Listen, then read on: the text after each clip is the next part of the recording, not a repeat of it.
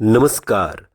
आप सुन रहे हैं द बॉलीवुड रेडियो और मैं हूं आपके साथ आकाश। दोस्तों, किस्सा राजेश खन्ना का है और लेकर चलेंगे आपको राजेश खन्ना की पहली सुपर डुपर हिट फिल्म के दौर में।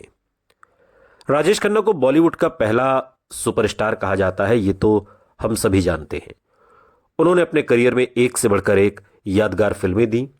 साल 1969 में रिलीज हुई आराधना ने उन्हें सुपरस्टारडम के उस मुकाम पर पहुंचा दिया जो न उससे पहले किसी ने देखा था और न उसके बाद किसी ने देखा।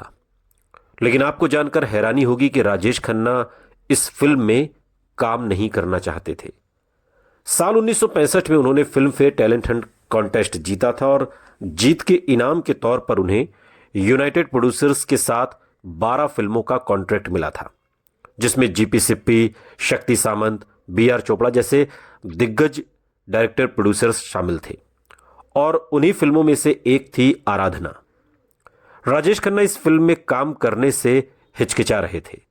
उन्हें लगा कि ये पूरी फिल्म हीरोइन प्रधान है, यानी कि शर्मिला टैगोर पर ही टिकी हुई है और उनके लिए इस फिल्म में काम करने जैसा कुछ खास है नहीं।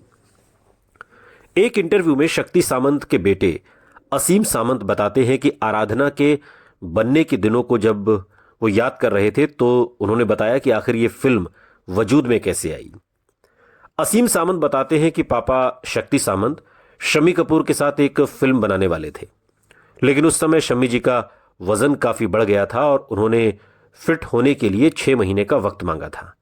और इसी खाली समय में पापा शक्ति सामंत ने एक नई फिल्म बनाने का फैसला किया। यह बात असीम सामंत बताते हैं और वो आगे कहते हैं कि उस दौरान यूनाइटेड प्रोड्यूसर्स ने राजेश खन्ना को साइन किया हुआ था, तो पापा ने सोचा कि क्यों ना उनके साथ ही एक फिल्म बनाई जाए।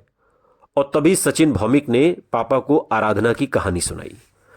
दिलचस्प बात यह है कि यह कहानी उन्हें करीब 10 साल पहले भी सुनाई गई थी, लेकिन पापा को अब भी वो याद थी और उन्हें लगा कि अगर कोई कहानी इतने सालों बाद भी याद है तो यकीनन वो दमदार होगी। बस फिर उन्होंने इसी फिल्म को बनाने का फैसला कर लिया। और असीम सामंत बताते हैं कि कैसे राजेश खन्ना को इस प्रोजेक्ट के लिए फाइनल किया गया। उन्होंने कहा कि मेरे पापा ने नासिर हुसैन को फोन किया, जो उस समय फिल्म बहारों के सपने बना रहे थे, जिसमें राजेश खन्ना थे। उस फिल्म में राजेश खन्ना हीरो थे, तो पापा ने नासिर हुसैन से गुजारिश की कि क्या वो फिल्म की एक रील उन्हें दिखा सकते हैं। और जब पापा ने रील देखी तो उन्हें राजेश खन्ना का काम पसंद आ गया और उन्होंने उन्हें साइन कर लिया।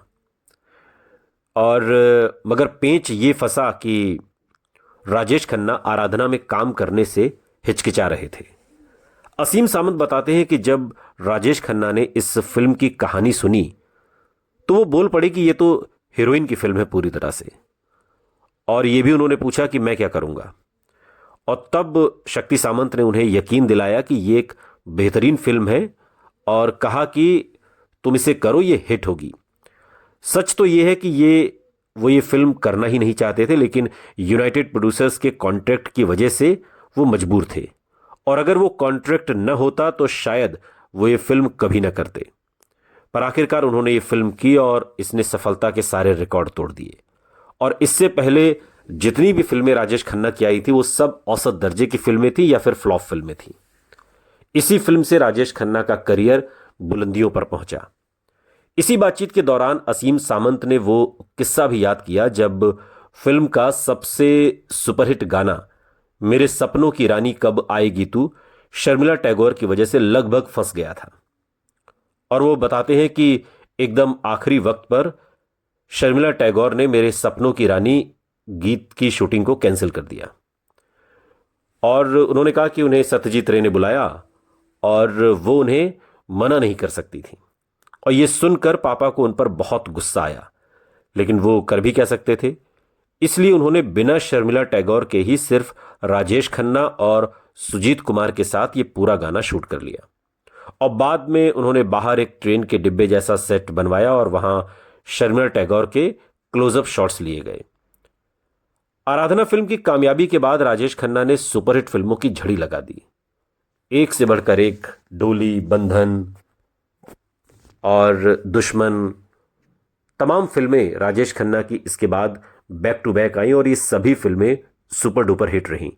लेकिन आराधना जो जिसे एक महिला प्रधान फिल्म कहा जा रहा था, और वो थी भी महिला प्रधान फिल्म, लेकिन उस फिल्म में डबल रोल में आकर राजेश खन्ना ने इस फिल्म की पूरी महफिल लूट ली और सारा क्रेडिट राजेश खन्ना ले उड़े। इस फिल्म से राजेश खन्ना को सबसे ज्यादा फायदा हुआ और ये फिल्म राजेश खन्ना के नाम से ही जानी पहचानी गई।